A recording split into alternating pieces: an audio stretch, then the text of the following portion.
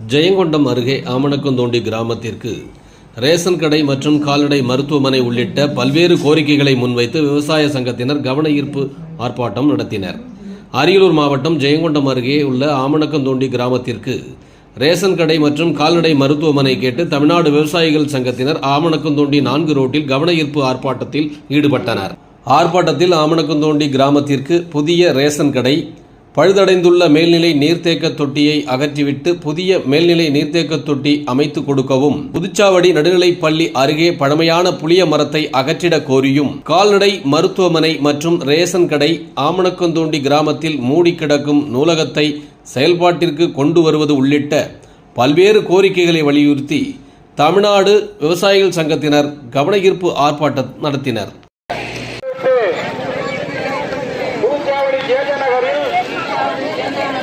நீர்த்தேக்க தொட்டியை தனியார் ஆக்கிரமிப்பை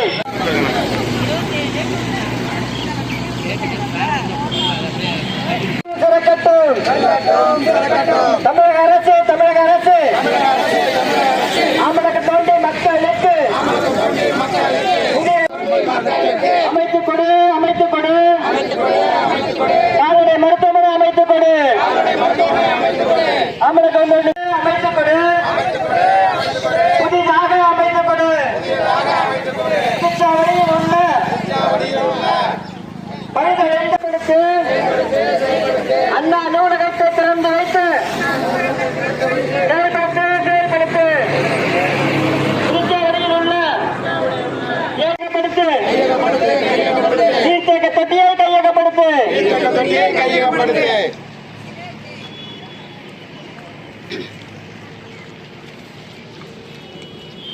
நமக்கு கிடைத்திருக்கக்கூடிய குடிநீர் வசதி, மின்விளக்கு வசதி மற்றும் இங்கு ஆமணக்கந்தோண்டியில் இருந்து அணக்கரை வர பெறக்கூடிய நிலை உள்ளது.